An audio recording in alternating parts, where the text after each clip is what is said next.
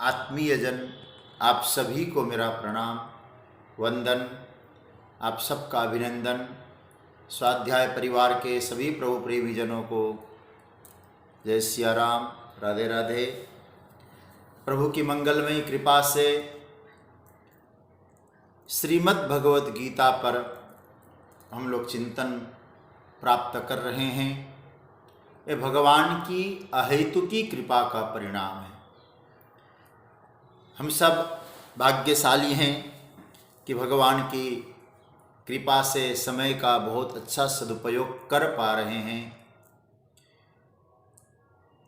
प्रभु की मंगलमयी वाणी का चिंतन हम लोग कर रहे हैं। 9वें अध्याय पर जो चिंतन चल रहा था उस पर मैं आप लोगों को थोड़ा सा ध्यान देने के लिए प्रार्थना करूंगा। यहाँ भगवान ने जो 3 प्रकार की उपासना की बात कही थी 25वें श्लोक में, देवोपासना, पितरोपासना और भूतोपासना, और फिर अंत में भगवान ने कहा कुछ लोग मदयाजी भी हैं। तो मैं आप लोगों को उस क्रम के द्वारा आगे ले जाना चाहूँगा। तो यान्ति देवव्रता देवान्, पितॄन् यान्ति पितृव्रता, भूतानि यान्ति भूतेज्या, यान्ति मद्याजिनोऽपि माम्। इसमें चर्चा आई थी जो सत्वगुणी लोग हैं वो देवोपासक होते हैं, रजोगुणी जो जन है वो पितरोपासक होते हैं, और तमोगुणी जो लोग हैं वो भूतोपासक, प्रेतोपासक होते हैं। और इन सब से जो ऊपर की स्थिति है वो मदयाजी, ईश्वरोपासना। और भगवान ने जो ईश्वरोपासना दो मदयाजी की व्याख्या की है, उस मदयाजी की व्याख्या करते करते भगवान ने बहुत छोटे स्तर से ले जाकर भगवान ने सर्वसमर्पण की बात कही।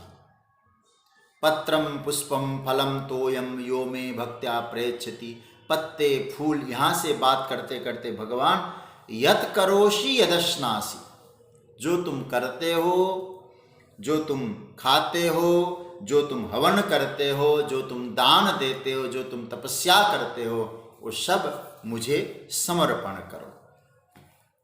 एक समर्पण की एक छोटी सी विधा को हम समझने की कोशिश करें। प्रायः हमारा जो समर्पण का भाव होता है, सर्वसमर्पण में हमको दिक्कत नहीं होती है, लेकिन स्वसमर्पण में काफी दिक्कत आ जाती है।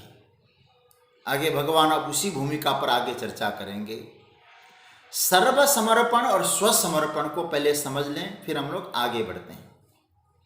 सर्वसमर्पण का अर्थ होता है जो सर्व है, जो दिखाई देता है, जो आप अपने पुरुषार्थ से भी प्राप्त कर सकते हैं, जो वेदांत ने इदम भाव से जिसको दर्शाया है, जो दृश्य प्रपंच है, वो सब सर्वम की श्रेणी में आता है। तो सर्व को हम लोग समर्पण कर सकते हैं, कोई दिक्कत नहीं है। लेकिन उस सर्व को स्व किसने कहा? उस सर्व को ये वस्तु मेरी है, एक कहने वाला कौन है? फिर ये भी तो एक प्रश्न उठ सकता है ना, क्योंकि आप जानते हैं शास्त्रों ने स्पष्ट कर दिया है और अनुभव में भी आता है, जो सर्व है, जो दिखाई दे रहा है, वो मेरा नहीं हो सकता। कुछ दिन के लिए उपयोग के लिए मुझे मिला होगा, लेकिन स्थायित्व के भाव में वो मेरा नहीं हो सकता। इसलिए प्रश्न के उत्तर की चर्चा करते हुए हमारे परम आदरणीय श्री कमल पोद्दार जी ने अपने उत्तर में लिखा है ना, कहा है, जो हमारी बात को ही और संतों की बात को उन्होंने उदाहरण देते हुए, न रह सकोगे न रख सकोगे। ये बात मालूम है कि हम न रह सकेंगे, जो मिला है उसे न रख सकेंगे। फिर जो मिला है उसको मेरी है वस्तु, एक कहने वाला कौन है? बोले जीव है, हम है। तो इसका अर्थ हुआ कि सर्व को स्व ने अपना माना। तो समर्पण का सुंदर भाव क्या होना चाहिए सर्व का समर्पण करना नहीं है, स्व का समर्पण करना है। क्योंकि सर्व आपका नहीं है, सर्व ऑलरेडी प्रभु का है। तो इसका मतलब है, इसलिए एक आरती में कभी कभी बोलते हैं ना, तेरा तुझको अर्पण क्या लागे मेरा। तो सर्व समर्पण की चर्चा भगवान ने कही। अब भगवान कहते केवल सर्व समर्पण कर लिया इससे काम नहीं, स्व भी समर्पण करो। यत्कुरुष्व मदर्पणम, मुझे दे दो। अब तो भगवान से कहा, प्रभु आप जो कह रहे हैं देने की बात, तो हम तब दें कुछ लेने का मामला बन जाए। बहुत ध्यान से समझना, देंगे तब ना कुछ सौदा में हमको लाभ भी हो। हम देते रहें मिलने की कोई संभावना न हो तो देने से फायदा ही क्या है। तो भगवान ने कहा, मैं तुमको स्पष्ट कहना चाहता हूं, क्योंकि तुम पहले तो न रजोगुणी उपासक बनो, न देवयाजी बनो, न पितृयाजी, न भूतयाजी, तुम तो ममयाजी, मामयाजी, मेरी पूजा वाले बनो, मेरी उपासना वाले बनो। तो महाराज आपकी उपासना बनने से मिलेगा क्या, क्या लाभ होगा। तो भगवान अब जो है उस बात को स्पष्ट रूप से हम सबको घोषणा के द्वारा कर रहे हैं। तो मुझे लगता है ये तो मध्ययाजी की व्याख्या का यहाँ उपसंहार हो रहा है, इसकी चर्चा हम करें। आइए पहले अब 28वें श्लोक में सर्व समर्पण का परिणाम क्या मिलेगा आपको, एक गीता का जो सूत्र है समझने जैसा सूत्र है, और ये सूत्र को जितना आप हृदयंगम करेंगे तो आपको लाभ होगा ही होगा। और आज आप स्वाध्याय में इसका चिंतन तो होगा थोड़ा सा, जितना बनेगा, हो सकता है पूरा भी करें, किंतु एक निवेदन आपसे मैं कहूँगा, इसका खूब मनन करिएगा। बाद में भी जीवन को एक सुंदर ढंग से प्रस्तुत करने के लिए भगवान ने ये सूत्र कहा है। बहुत ही सुंदरतम सूत्र है। मेरे साथ गाइएगा 28वां श्लोक, मैं बोलूं फिर आप लोग बोलिएगा। शुभ फलैरेवं मोक्ष्यसे कर्म बंधनैः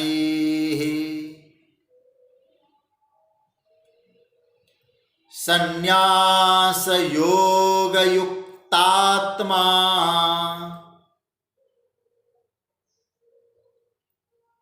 विमुक्तो मामुपैष्यसि। इसका पहले अर्थ समझ लें, भगवान क्या कहना चाह रहे हैं। एवं संन्यास योग युक्तात्मा शुभाशुभ फलै कर्म बंधनै मोक्ष्यसे विमुक्तः माम उपैष्यसि। इसका अर्थ क्या है, हे अर्जुन, मम एवं इस प्रकार से, इस प्रकार का अर्थ है जैसे मैंने बताया, पत्रम पुष्पम इत्यादि करते करते जो तुम्हारे भोग, कर्म और भोग सब तुमने जो समर्पित कर दिया, इस प्रकार से तुमने एवं इस प्रकार संन्यास योग युक्तात्मा, संन्यास मतलब समर्पण रखना, इस प्रकार समस्त कर्म जैसे मुझ में समर्पित करते हो, इस प्रकार के संन्यास योग से युक्त होकर, समर्पण की भावना से युक्त है जिसका अंतकरण, ऐसा व्यक्ति शुभाशुभ फलई, शुभ फल और अशुभ फल, इन दोनों फल रूप क्या है, कर्म बंधनई, कर्मों के बंधन से। क्योंकि शुभ और अशुभ हमारे कर्मों से मिलता है, शुभ अशुभ प्राप्त हो रहे हैं तो समझ लो कर्म, अभी कर्म का फल हमको मिल रहा है। तो भगवान कहते हैं कि भैया तुम चाहते हो कि एक चीज से, मैं तो दोनों से ही तुमको मुक्त करूंगा। क्या करेंगे, शुभाशुभ फलै कर्म बंधनई मोक्ष से, शुभ और अशुभ फल देने वाले कर्मों के सारे बंधनों से तुमको मुक्त कर दूंगा, तू मुक्त हो जाएगा अर्जुन। अच्छा महाराज, मुक्त होने के बाद क्या होगा, कर्म फल से मुक्त हो गए, शुभ और अशुभ जो फल है उससे हम मुक्त हो गए, क्या मिलेगा, विमुक्त, विमुक्त हो गए। चलो, माम उपैष्यसि, मुक्त होकर तो वो मुझे ही प्राप्त करेगा। इसका अर्थ क्या हुआ? इस प्रकार संन्यास और योग से युक्त होने वाला जो तेरा चित्त है, तो समर्पण भाव से युक्त होने वाला जो तेरा चित्त है, वो शुभ और अशुभ कर्मों से मुक्त होकर कर्म बंधन से मुक्त हो जाएगा और फिर विमुक्त होने के बाद तू मुझे प्राप्त करेगा। तो मानो भगवान ने जो मदयाजी शब्द का प्रयोग किया था, उसका यहां इस श्लोक में उपसंहार हो रहा है। ध्यान से समझना। तो भगवान ने जो 25वें श्लोक में यान्ति मदयाजिनोपिमाम जो कहा था, मेरे उपासक, और मेरे उपासक अंत में क्या पा सकते हैं, इसका यहां भगवान इसका उपसंहार कर रहे हैं। एक गीता की एक विशेषता है। मैं जब आज चिंतन कर रहा था इन श्लोकों पर, एक बड़ी सुंदर विशेषता आपको दिखाई देगी यदि गहन रूप में आप लोग गीता का चिंतन करेंगे तो। मतलब भगवान कोई बात पहले बोल देते हैं, फिर उसकी व्याख्या भगवान बहुत सुंदर ढंग से करते हैं। यान्ति मदयाजिनोपिमाम कह दिया, और लास्ट में जाके क्या, माम उपैस्यसि, मेरे उपासक। जैसे मैंने कहा था ना, गीता का पहला अक्षर क्या था? धर्म क्षेत्रे। अंतिम अक्षर क्या था? मतिर्मम। धर्म क्षेत्रे मतिर्मम। अब इसमें मतयाजिन यहां पकड़ लीजिए, और क्या मिलेगा? भगवान कहते हैं माम उपैस्यसि, मुझे प्राप्त करेंगे। मेरे भक्त, मेरी उपासना करने वाले, वो मुझे ही प्राप्त करेंगे। प्रारंभ किया था पत्रम पुष्पम फलम तोयम से, और लास्ट में जाके गोविंद ने सब कुछ ले लिया है, क्योंकि तुम तो मेरे हो गए हो।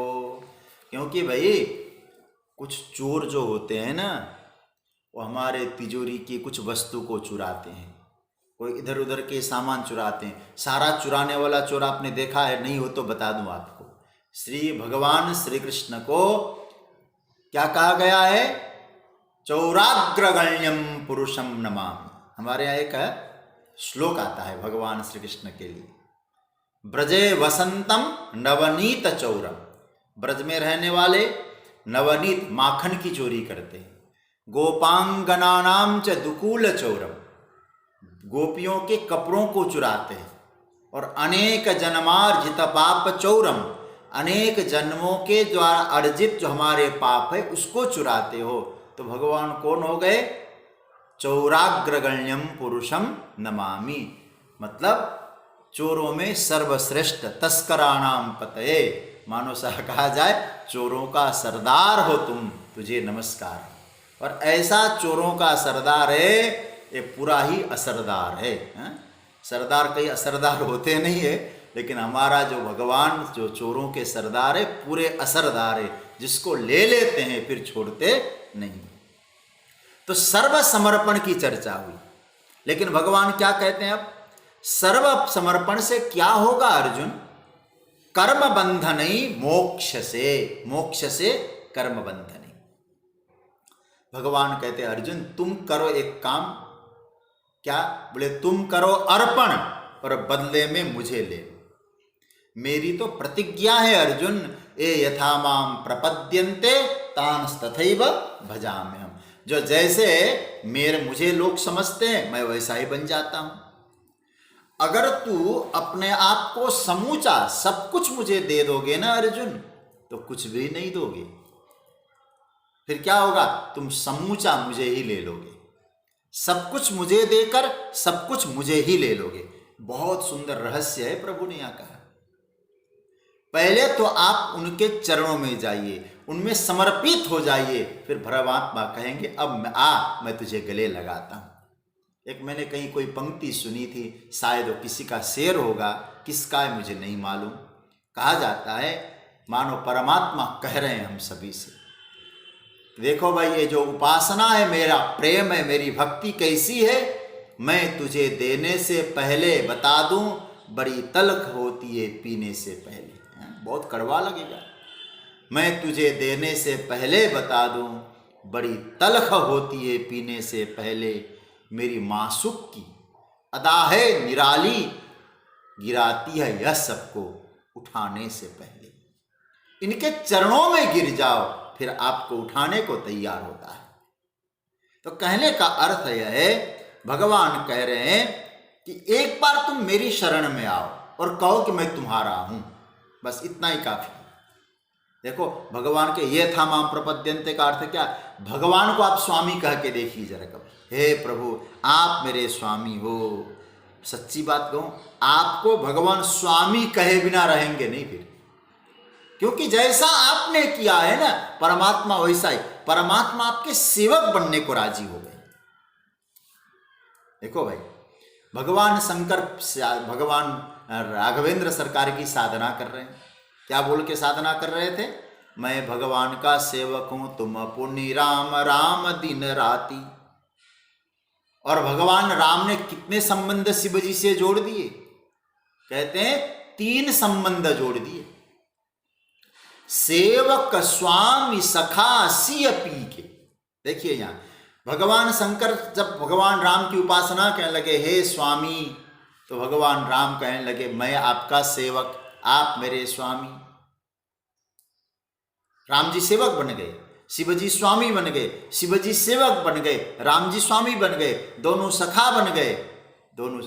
आप इसीलिए कहते हैं 3 संबंध स्थापित हो गए, सेवक स्वामी और सखा, ये 3 संबंध हो गए। क्या आप दिव्य स्वरूप है, एक बार परमात्मा को सर्वसमर्पित हो जाओ। जब निषादराज गुह भगवान राघवेंद्र सरकार के चरणों में समर्पित होता है, भगवान क्या कहते हैं, सहज स्नेह विवश रघुराई, प्रेम के विवश हो गए मेरे परमात्मा, पूछी कुशल निकट बैठाई। कुशल होना, तो निषादराज गुह कहने लगा महाराज संसार की सर्वोच्च सत्ता आज मुझे कुशल पूछने आई है, और मेरी कुशलता में तो 4 चांद लग गई। केवल निषादराज गुह का समर्पण था, प्रभु मैं आपका हूं। और आप सच्ची बात कहें, एक बार आप भगवान से कहो प्रभु आप मेरे स्वामी है, आपके अधीन हैं हम प्रभु, आपके अधीन रहना चाहते हैं। भगवान फिर भक्तों के लिए क्या कहेंगे, तुमने मुझे अधीन बनाया है ना, मैं भी घोषणा करता हूं। श्रीमद् भागवत के 9वें स्कंद के अम्बरीश चरित्र में भक्त अम्बरीश जी क्या कह रहे थे, परसों पूज्य पांडे जी ने अम्बरीश जी का चरित्र तप के विषय में जो आपने व्यवस्था दी, और बहुत सुंदर आपने चिंतन कैसे कैसे तप की व्याख्या हुई। तो अम्बरीश जी भगवान की उपासना करते हैं, क्या कहते हैं, मैं भगवान का सेवक हूं, भगवान मेरे स्वामी है, मैं भगवान के अधीन हूं। और दुर्वासा जी महाराज ने सुना इस बात को, और दुर्वासा जी महाराज ने तो फिर जो कृत्य की आप सब जानते हैं, उनका अपराध हुआ, और अपराध होने के बाद कोई रख नहीं पाया उनको। और दुर्वासा जी महाराज जब भगवान नारायण के पास पहुंचे, तो इधर क्या कह रहे थे अम्बरीश जी, मैं आपके अधीन हूं। और दुर्वासा जी के सामने भगवान क्या कहते हैं, हे दुर्वासा जी अहम भक्त पराधीनो यस्वतंत्र इव द्विज साधुभिर्ग्रस्त हृदयो भक्तैर्भक्त जनप्रिय। हे दुर्वासा जी मैं पराधीन हूं। दुर्वासा जी कहने लगे महाराज हमने तो ये सुना था परम स्वतंत्र न सिर पर काहू, आप तो ऐसे स्वतंत्र है, आपके मस्तक पर तो कोई शासन करने वाला नहीं है। भगवान ने कहा गलत सुने हो तुम। बोले अभी तो कह रहे थे अम्बरीश जी मैं आपके अधीन हूं, नहीं आप सुनो। बोले क्या, अहम भक्त पराधीनो, मैं उनका अधीन, मैं उनके अधीन हूं, और मेरे अधीन है उनका भाव होगा, लेकिन मैं कह सकता हूं मैं उनके अधीन हूं। इसलिए आपको माफी चाहिए, मैं दे नहीं सकता, वही दे दे तो चलेगा, क्योंकि मैं तो उनका सेवक हूं, अहम भक्त पराधीन। तो कहने का अर्थ यह है भगवान के कुछ अपने नियम है, अपने कुछ लॉ है, उन लॉ का, उन नियमों का भगवान पूरा पालन करते हैं। भगवान ने कहा जैसा तुम चाहोगे मुझसे वैसा ही मैं भी तुम्हारे साथ करूंगा, तुम मुझे स्वामी कहोगे मैं तुम्हें स्वामी कहूंगा। देखिए क्या भाव है भगवान का, और गीता में इसका चरितार्थ हुआ है। अर्जुन ने कहा प्रभु आप मेरे इष्ट हो, हे प्रभु आप मेरे इष्ट हो। और भगवान ने गीता में क्या कहा, 64वें श्लोक में, 18 अध्याय का। आपके पास छोटी गीता तो है ना। देखिए, अर्जुन ने कहा इष्ट है, और भगवान ने इष्टो क्या कह दिया, इष्टोसी में दृढ़मति। हे अर्जुन, तुम कहते हो ना तुम मैं आपका इष्ट हूं, सुनो, सर्वगुह्य तमम भूय शृणु में परमं वचा, इष्टोसी में, तुम मेरे इष्ट हो संभव है? जरा सोचिए, तुम मेरे इष्ट हो, इसलिए मैं तुम्हारे लिए सब कह रहा हूं। इष्ट मतलब प्यारा भी होता है। तो भगवान अर्जुन ने भगवान को इष्ट कहा, भगवान ने अर्जुन को इष्ट कहा। क्या समझते हैं हम लोग? इतनी बड़ी बात, कितना बड़ा वाक्य है। अर्जुन ने भगवान को सखा कहा, फिर भगवान क्या, सखा चेति रहस्यम एतदुत्तमम, तुम मेरे सखा हो। अर्जुन ने कहा मैं आपका सेवक हूं। भगवान ने कहा तुमने तो केवल सेवक कहा है अर्जुन, मैं सेवक बन के दिखाता हूं, करके दिखाया। भगवान सारथी बन गए। और गीता का पहला अध्याय अर्जुन आज्ञा दे रहा है भगवान को, सेनयोरुभयोर मध्ये रथम स्थापयमेच्युत, स्वयं दोनों सेनाओं के बीच में मेरे रथ को खड़ा कर। और जो संस्कृत का जिसको नॉलेज हो समझ जाएंगे, मध्यम पुरुष की क्रिया जैसे आज्ञा दिया जा रहा है, स्थापय, जैसे कोई कहे गाड़ी में बैठा सेठ पीछे पिछली सीट में, ड्राइवर गाड़ी चला रहा हो, ड्राइवर साहब गाड़ी सीधी फैक्ट्री ले चलना, ऐसा अर्जुन बता रहे हैं। सेनयोर उभयोर मध्य रथम स्थापयमेच्युत, अर्जुन कहने महाराज मैं आपका सेवक हूं। भगवान कहते तुम तो कहते हो, मैं करके दिखाता हूं, मैं तुम्हारा सेवक हूं। ये भगवान का नियम है। आपने सब दिया, भगवान कहते अर्जुन चिंता न करो, माम उपैष्यसि, तुम मुझे प्राप्त करोगे। अच्छा प्रभु, इतनी बड़ी कृपा आप कर रहे हैं, आपको सर्वसमर्पण का परिणाम आप मिलते हैं, लेकिन आप मिलने के भी तो कुछ रूप होते होंगे। बोले संबंध मुझसे जैसा रखोगे मैं भी वैसा ही संबंध तुमसे रखूंगा। लेकिन भगवान कहते हैं उसको वहां तक पहुंचने के लिए मोक्ष से कर्म बंधन। ये सूत्र थोड़ा सा गंभीरता से समझना। कर्म बंधन, कर्म का बंधन क्या है? फिर कर्म बंधन से मुक्त हो जाएगा। और कर्म बंधन क्या है? बोले शुभाशुभ फलैरेवम। ये पंक्ति पकड़ना थोड़ा सा। शुभ और अशुभ, ये जो कर्म फल है, ये कर्म मतलब कर्मों के परिणाम से हमको शुभ भी मिलता है और कर्मों के परिणाम से हमको अशुभ भी मिलता है। जीवन क्या होना चाहिए भाई? बोले शुभाशुभ दोनों से मुक्ति, मतलब शुभ से भी परे हो जाओ और अशुभ से भी परे हो जाओ। तो ये आपकी जो स्थिति है बहुत ही ऊंची स्थिति हो जाएगी। देखो भगवान हम सबसे यही कहना चाहते हैं, यदि जीवसी एवं यदि करिष्यसि किम करिष्यसि अर्पणम करिष्यसि तदा शुभाशुभै शुभाशुभ कर्म फलै कर्म बंधनै मोक्ष से मुक्त हो जाओगे। अर्पण करने पर, समर्पण करने पर तुम शुभ और अशुभ कर्म से मुक्त हो जाओगे। कर्म बंधन हमें हमेशा बांधे रखता है। कभी शुभ फल देता है, उस शुभ से बांधता है, कभी अशुभ से बांधता है। अच्छा भाई, भगवान को समर्पित हो गए तो मिलेगा क्या? भगवान ने कहा क्या मिलेगा? बोले लड्डू छोड़ दिया तो क्या मिलेगा? भगवान कहते अब माम उपैष्यसि, कर्म बंधन से मुक्त होने पर मुझे प्राप्त करेगा। फल छूट गया तो मुझे मिलेगा। यदि फल पे तुम्हारी आसक्ति है, कर्मों से जो फल है वो लेते रहो, भोगते रहो, फिर कर्म करो, फिर लो, फिर भोगो। याद रखना, कर्म नहीं बांधता, फल बांधता है। कर्म तो सहज रूप से होता है, लेकिन बंधन क्या है? कर्म बंधन ही नहीं, फल बंधन। कौन सा फल? बोले शुभाशुभ फलै कर्म बंधन। कर्म तो सहज रूप से हो, कोई दिक्कत नहीं, लेकिन शुभाशुभ जो फल है, शुभ फल और अशुभ फल, ये हमको बांधते हैं। इसलिए भगवान कहते फल छूट जाएगा तो मैं मिल जाऊंगा। कहते हैं कि प्रभु आप क्या बोल रहे हैं? भगवान कहते हैं मैं बिल्कुल ठीक बोल रहा हूं। अब क्या स्थिति है? भगवान कहते हैं अब तक फलम उपैस्यसि, अब तक जो था वो फलम उपैस्य, फल को प्राप्त करते। बहुत ध्यान से समझना, अब तक क्या था साधक का? फलम उपैस्यसि। किम फलम उपैस्यसि? शुभ फलम उपैस्यसि, अशुभ फलम उपैस्यसि। अब तक तो क्या होता था? हम कर्म करते थे, शुभ फल पाते थे, अशुभ फल पाते थे। लेकिन भगवान कहते अब ऐसा नहीं होगा।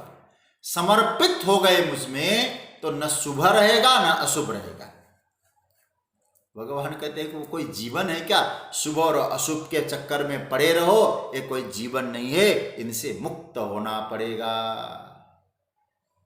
विमुक्त विशेषेण मुक्त विमुक्त सन माम उपैस्यसि। अर्जुन, तुम्हारे हृदय में तुमको अनुभव होगा जब शुभ और अशुभ कर्म फल छूट गए तो क्या अनुभव होगा? परमात्मा मैं तुम्हें अनुभूति में आ गया, मैं मिल गया। खेल रहा है भगवान तुम्हारे हृदय में। खेलती मम हृदय श्री राम।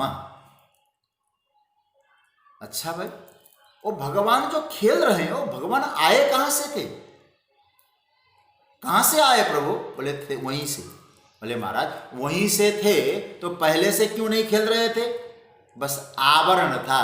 आज कर्म बंधन का आवरण, शुभ और अशुभ का आवरण ये निवृत्त हो गया, अनावरण हो गया। कैसे? बोले संन्यास योग युक्तात्मा। इस शब्द पकड़ना, संन्यास एव योग। देखो भाई, संन्यास क्या है? एक बात तो भगवान ने स्पष्ट कहा है, कर्म त्याग संन्यास नहीं, फल त्याग संन्यास है। ये तो आप लिख लेना। संन्यास का अर्थ कर्म त्याग नहीं, कर्तव्य त्याग नहीं है संन्यास, बल्कि कर्तव्य कामना प्रेरित होकर नहीं कर रहा है, सहज होने लग जाए वो संन्यास, फल त्याग, वही योग है। अच्छा भाई, इस जो संन्यास है ये किसके लिए है? बोले परमात्मा को पाने के लिए, परमात्मा की अनुभूति के लिए है। इसलिए हमारे आचार्यों ने कहा संन्यास एव योग तेन युक्तेन अंतकरणम यस्य संन्यास योग युक्तात्मा। यहाँ आत्मा शब्द का अर्थ अंतकरण है। उस योग से जिसका अंतकरण युक्त हो गया, संन्यास रूपी योग से, उसे बोलेंगे संन्यास योग युक्तात्मा समाम उपैस्यसि। यहां भी भगवान ने मध्यम पुरुष की क्रिया का प्रयोग किया। सीधे अर्जुन को बोल रहे हैं तुम माम उपैस्यसि। इसका फिर मैं आपको याद दिलाऊं, ये किसकी व्याख्या है? मदयाजिन, मेरे उपासक। मेरे उपासक क्या पाते हैं? भगवान कहते हैं वो मेरे उपासक जो पाते हैं ये बता रहा हूं। मदयाजी हैं लोग जो भगवत शरणागत हो गए, समर्पण करने लगे, भगवान का यजन करते हुए पत्रम पुष्पम से लेके यत् करोसि तक समर्पित हो गए, फिर संपूर्ण जीवन परमात्मा को ही समर्पित हो गए। संपूर्ण जीवन पत्र पुष्प चढ़ाते चढ़ाते तो अभ्यास था। जैसे हम लोग योग का अभ्यास करते हैं ना, यम किया, नियम किया, आसन किया, प्राणायाम किया, समाधि में पहुंचे तो क्या होगा? बोले भगवान कहते तब तो ऐसी स्थिति तदा द्रष्टु स्वरूप अवस्थान, फिर दृष्टा में। ये देखिए, ये व्यर्थ नहीं है कर्मकांड। मैं बार बार कहूं, ये तो आपका आगे ले जाने का विधान है। आप पत्र पुष्प चढ़ा रहे, चढ़ाते रहिए। हम लोग गाड़ी में बैठ गए, अब आगे निकल रहे हैं, फर्स्ट गियर लगा दिया आपने, धीरे धीरे सेकंड गियर लगेगा, धीरे धीरे चलता रहेगा। फिर एक दिन ऐसी स्थिति होती है फिर आपको कुछ करने की जरूरत नहीं है, क्योंकि भजन करते करते। एक मुझे कबीरदास जी की पंक्ति याद आती है, कबीरा मन ऐसा भया जैसा गंगा नीर। कैसे भया? एक कर्म करते करते, भगवान की उपासना करते करते गंगा जल जैसा मन बन गया। कबीरा मन ऐसा भया जैसा गंगा नीर, अब पाछे पाछे हरि फिरे कहत कबीर कबीर। तो भगवान कहते संन्यास योग युक्तात्मा। एक बात और समझ लेना, संन्यास, न्यास शब्द का अर्थ क्या है? सम्यक न्यास, अच्छी तरह से न्यास। संस्कृत में न्यास शब्द का एक अर्थ होता है रखना। इसको भी पकड़ना, इसको थोड़ा आप लोग नोट कर लीजिएगा। न्यास का अर्थ हुआ रखना, सन्यासी, संन्यास एव योग। देखिए, रख देने का नाम संन्यास है, संन्यास योग। यहां सांख्य योग नहीं, कर्म विषाद योग नहीं है, कर्म योग नहीं है, संन्यास योग। क्या है? रखना। क्या रख दिया भाई? बोले जीवन को रख दिया, जीवन को ही रख दिया आपने। कहां, किस और? बोले शुरुआत में तो मैंने कर्म को रख दिया, भोग को रख दिया, और वैदिक कर्म को रख दिया, तप को रख दिया, दान को रख दिया। कहां रखा? बस प्रभु में रख दिया। फिर लास्ट में जाकर मैंने अपना जीवन ही रख दिया। इसी रखने का नाम सन्यास है। और आप इसलिए आप भी सन्यासी हो सकते हैं। सन्यासी का अर्थ वस्त्र बदलने वाला सन्यासी की चर्चा नहीं है। भगवान कहते हैं तुमने भी अपने जीवन मेरे हवाले कर दिया, तुम भी श्रेष्ठतम सन्यासी।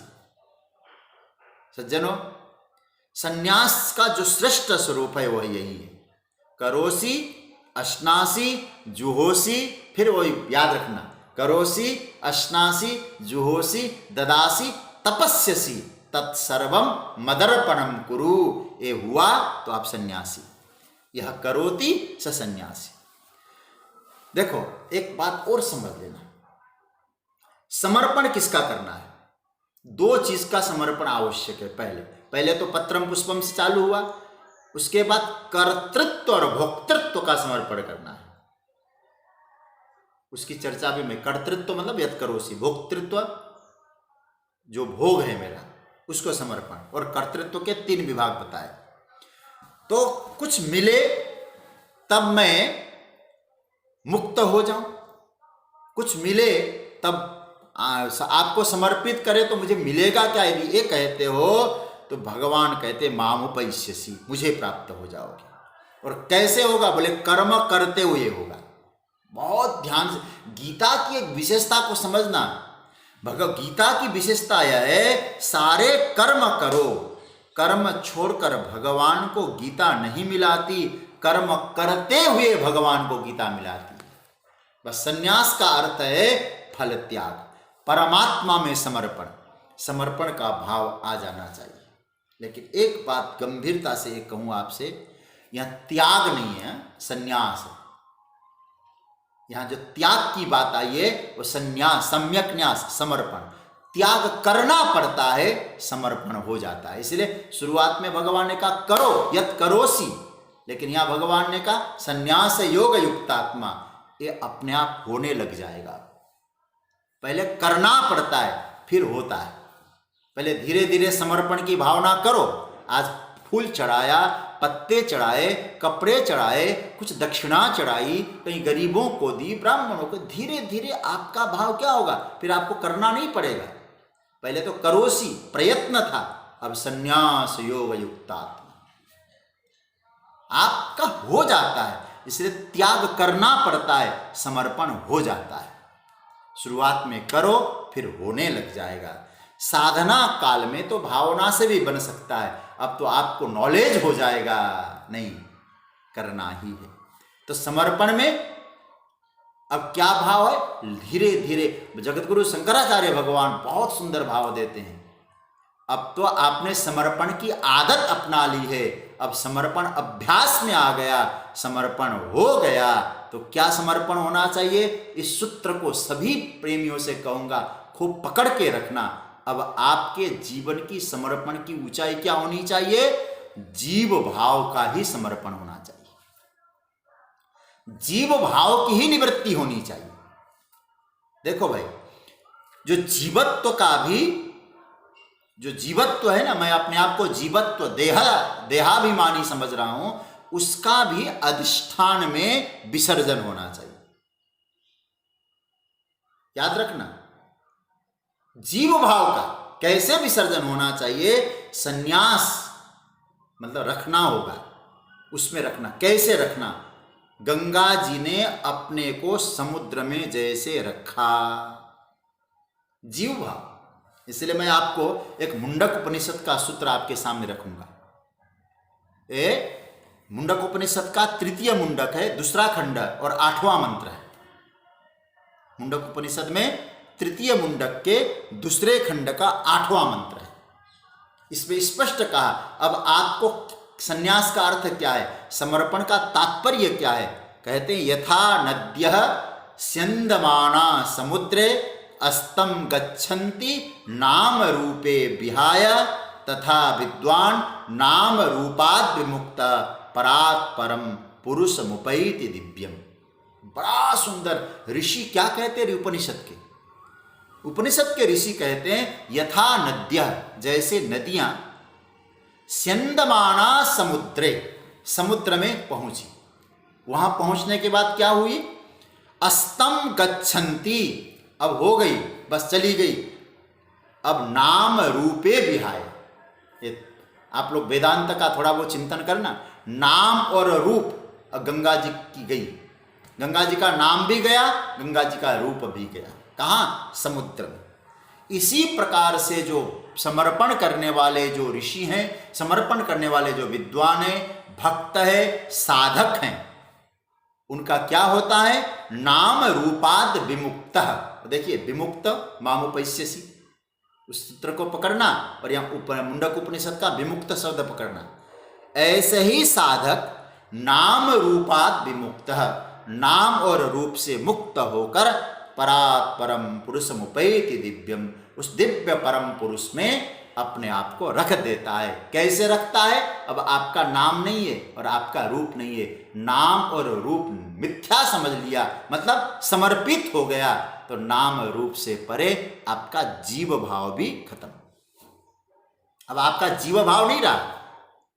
शुरुआत में तो अच्छा लग रहा था, पत्र पुष्प चढ़ा रहे, भगवान कह रहे यहां तक पहुंचना पड़ेगा। वही स्थिति संन्यास योग युक्त आत्मा की है।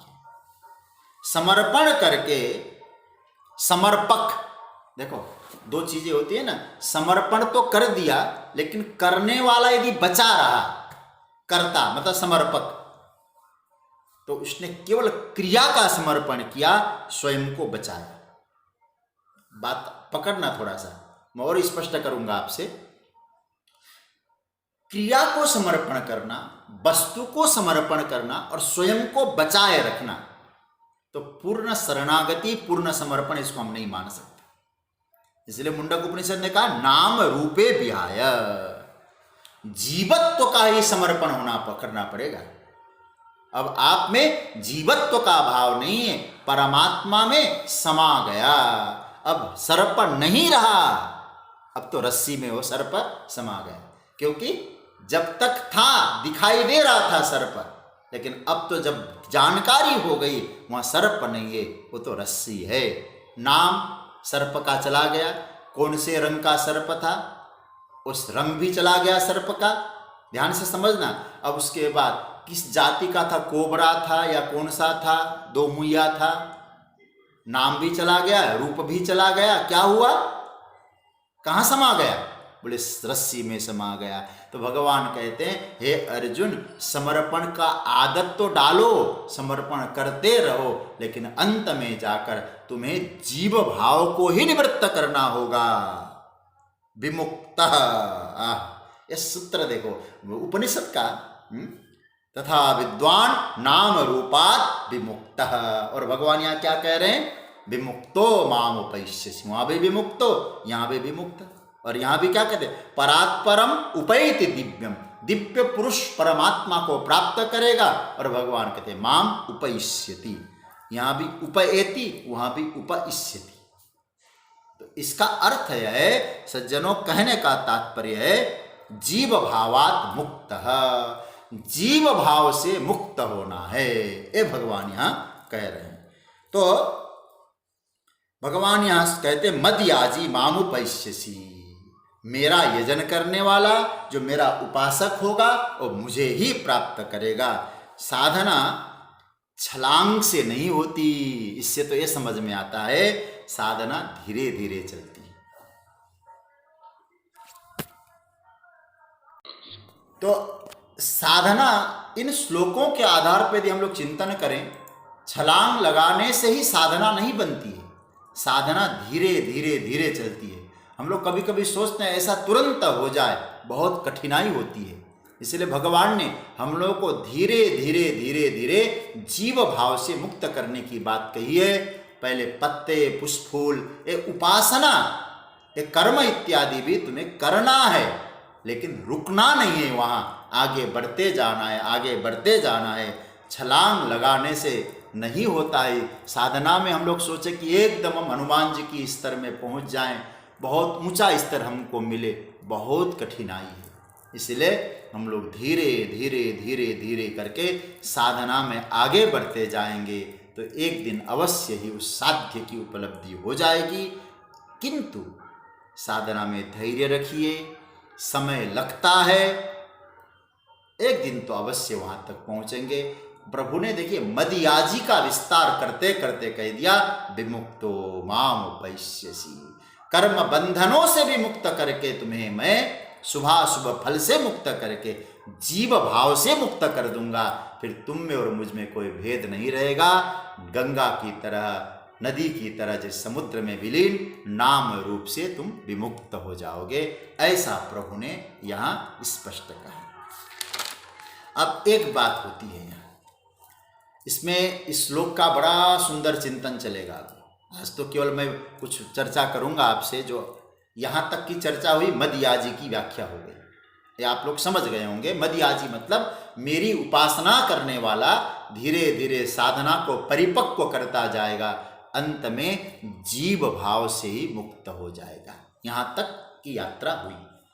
अब 29वें श्लोक में एक प्रश्न उठ सकता है, प्रभु आपको जो है ना, लोग तो कहते हैं कि आप बहुत समान हैं, सब में समान है, लेकिन जब आप कभी कभी कहते हैं कि मेरा भजन करने वाला मेरा भजन करता है, मुझे चढ़ाने वाला, मुझे अर्पण करने वाला मुझे प्राप्त करता है, इसका मतलब है महाराज गड़बड़ कुछ है आप में।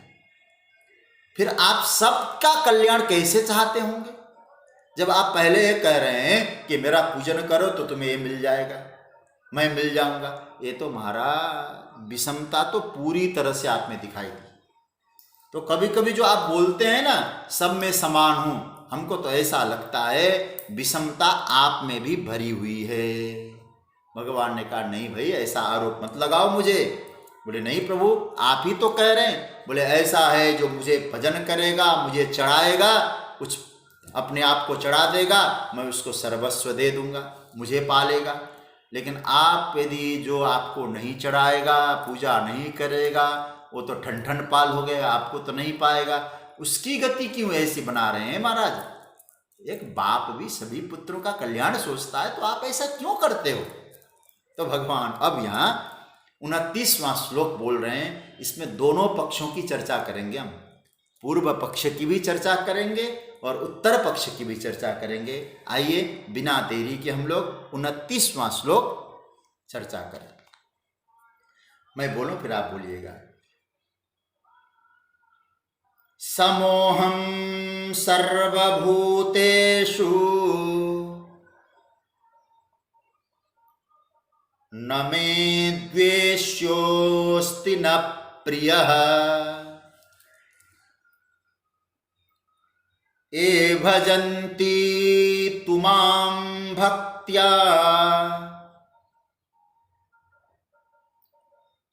मयि ते तेषु चाप्यहम्। भगवान कह रहे हैं अर्जुन, अहम सर्वभूतेषु समः में द्वेष्य न अस्ति न प्रिय तु ये मां भक्त्या भजन्ति ते मयि च अहम अपि तेषु। इसका अर्थ क्या है? अहम सर्वभूतेषु समः, मैं सभी प्राणियों में समान रूप से रहता हूं अर्जुन। न मे द्वेष्य अस्ति न अस्ति, मेरे लिए कोई द्वेष करने योग्य है ही नहीं, न प्रिय और कोई प्रिय भी नहीं है। तू किंतु ये माम भक्त्या भजन्ति, जो पूरी भक्ति के साथ मेरा भजन करते हैं, वे ते मतलब वे मई, वे मुझ में रहते हैं, अहम अपि तेषु, मैं उनमें रहता हूं। मतलब वे मुझ में प्रकट होते हैं, मैं उनमें प्रकट होता हूं। तो अब भगवान ने क्या कहा, बोले जो हालांकि मैं सब में समान हूं, मुझे कोई प्रिय नहीं है, कोई द्वेष नहीं है, लेकिन जो मेरा भजन करने वाले हैं मैं उनमें हूं, वे मुझ में हैं। तो अब जरा सोचिए, कोई कहे समानता भी मुझ में है और मेरे से जुड़ने वालों से प्यार भी मैं करता हूं, ये दोनों बात तो बहुत गड़बड़ी मामला लग रहेगा आपको। ये भागवत में भी एक प्रश्न उठा है, मुझे याद आ रहा है, मैं बता दूं पहले। परीक्षित ने छठा स्कंद जब सुना श्रीमद् भागवत में, छठा स्कंद सुनने के बाद, छठे स्कंद में क्या हुआ, भगवान ने देवताओं का कुछ पक्ष लिया और ब्रह्मा जी के माध्यम से वो मान गए। तो दधीची मुनि के हड्डियों से बनाए गए वज्र में भगवान ने अपना तेज डाल दिया, उस तेज से वृत्रासुर का वध हुआ। असुर राज्य जो छीना था असुरों ने, देवताओं का जो स्वर्ग का, तो उसको भगवान ने अपने प्रभाव से देवता असुरों को पराजित करके देवताओं को दिला दिया। तब परीक्षित ने एक बड़ा गजब का प्रश्न किया 7वें अध्याय के प्रारंभ में। भगवान समः प्रिय सुहृद ब्रह्मण, पहला श्लोक है 7वें अध्याय का, पहला श्लोक 7वें स्कंद का। समः प्रिय सुहृद ब्रह्मण भूतानां भगवान स्वयं इंद्रस्यार्थे कथम दैत्यान अवधित विषमो यथा। बढ़िया बात है। देखिए भगवान ने, परीक्षित ने कहा महाराज आप कहते भगवान सब में समान है, यदि वह सब में समान है तो देवताओं का पक्ष लेकर असुरों का वध क्यों करते हैं? प्रश्न बड़ा गजब का है। देवताओं का तो पक्ष ले रहे हैं, असुरों को मारते हैं, और आप कहते भगवान तो सब में समान है, सबके प्यारे हैं। महाराज ये शब्द समझ से परे हैं।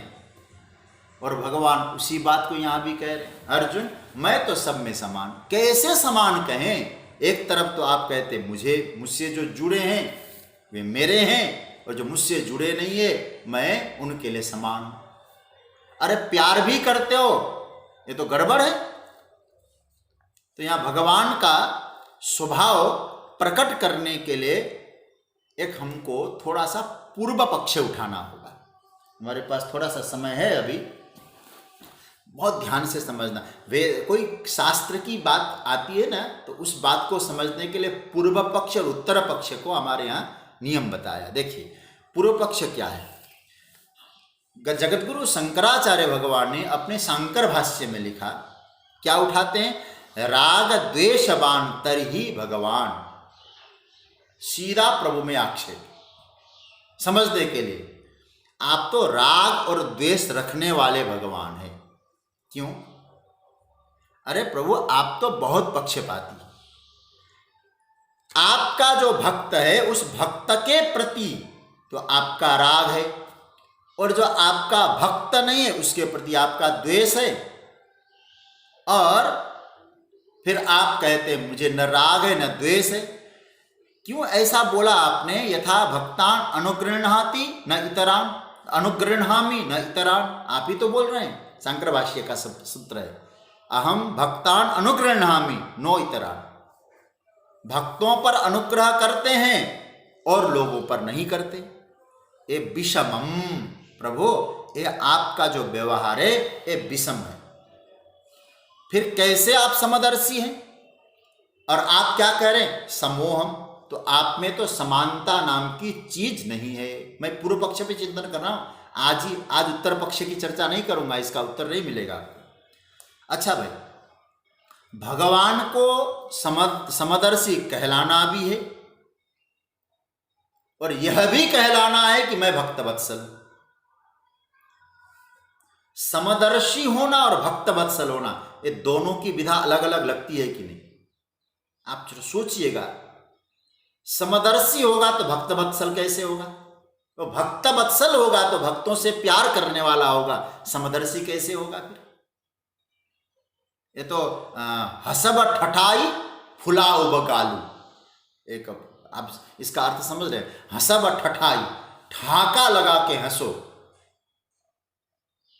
कैसे हंसना? बोले फुलाओ बगालू, ये जो कपोल है ना गाल, इतने बड़े बड़े फुलाओ और ठाका लगा के हंसो। तो गाल भी फुलाओ और ठाका लगा के हंसो, ये दोनों नहीं हो सकता है। ठाका लगा के हंसेंगे तो गाल तो महाराज फूलेगा कैसे? अरे भाई, गाल फुला के हंस तो कोई नहीं पाएगा। तो आप तो ऐसा ही कर रहे हैं महाराज। एक तरफ तो भक्त वत्सल है, दूसरी तरफ समदर्शी है, दोनों एक साथ कैसे हो सकते हैं? क्योंकि आप तो समदर्शी कहेंगे तो भक्तों के लिए आपको नियमों को तोड़ते हुए हमने खूब देखा है। खूब नियमों को तोड़ दिया आपने भक्तों के लिए। और एक तरफ कहते मैं समदर्शी हूं। भगवान ने कहा मैंने कब नियम तोड़ा भाई? अर्जुन कहते हैं महाराज नियम तो आप तोड़ते ही हैं। कब कब तोड़ा? बोले अपने प्रेमियों के लिए तोड़ते हैं। मानो जगत गुरु शंकराचार्य कहते हैं महाराज हमने बहुत बार आपको नियम तोड़ते हुए देखा। बोले कहाँ तोड़ा?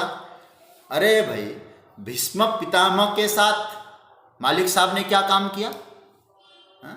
भगवान ने कहा मैं शस्त्र धारण नहीं करूंगा। भीष्म पितामह ने भी क्या कह दिया सूरदास जी के शब्दों में, मैं तो करवा के रहूंगा। आज हरि ही जो शस्त्र न कहाऊं तो लाजूं गंगा जननी को, मैं शांतनु सुत न कहाऊं। अरे यदि मैं कन्हैया को शस्त्र धारण नहीं कराऊंगा तो मैं शांतनु का बेटा नहीं, गंगा का पुत्र नहीं। यदि मां गंगा का दूध पिया है मैंने तो मेरे कन्हैया शस्त्र धारण करेंगे। टकरा गया मामला महाराज। क्या होगा? तो अब भगवान को लगता है क्या उपाय करना चाहिए। तो कहते हैं, वो आप पंक्ति सुनते हैं ना, प्रबल प्रेम के पाले पढ़कर प्रभु को नियम बदलते देखा। ये समदर्शी वाला नियम बदल गया आपका। ये जो समदर्शी कहते हैं सब में समान, समूहम सर्वभूतेषु, ये विचित्र बात आप कर रहे हो महाराज। वहां तो आपने नियम बदल दिए। प्रबल प्रेम के पाले पढ़कर प्रभु को नियम बदलते देखा और अपना मान टले टल जाए पर भक्त का मान न टलते देखा। प्रभु बोले कि तेरी प्रतिज्ञा रह जाए भीष्म, मेरी चली जाए तो क्या फर्क पड़ता है, चली जाने दो। मेरा तो रण में जीतने से भी ठीक है, रण छोड़कर भागने में भी ठीक है, कोई फर्क नहीं पड़ता। मेरा कुछ भी नहीं बिगड़ेगा भीष्म, तेरा सब बिगड़ जाएगा। कारण कि आप की जो प्रतिज्ञा, भीष्म और प्रतिज्ञा टूट जाए तो ठीक नहीं है। तो भीष्म की प्रतिज्ञा रह जानी चाहिए, इसलिए मैं अपनी प्रतिज्ञा को तोड़ देता हूं। अच्छा सोचिए जरा, भगवान भक्तों के लिए क्या क्या नहीं करते। झूठ बोलते, भगवान भक्तों के लिए चुराते हैं, माखन चुराते हैं। तो आप एक तरफ तो भक्तों के लिए यह सब कुछ करने को तैयार है, कपड़े ढोने को तैयार है, वस्त्रावतार बनने को तैयार है, किसी को फटकारने को तैयार है, किसी को ललकारने को तैयार है, किसी को हृदय से लगाने को तैयार है, किसी को सुदर्शन चक्र से शिरोच्छेदन करने को तैयार है, और आप घोषणा करते हो समूहम। तो महाराज ये पंक्ति हमें समझ में नहीं आई।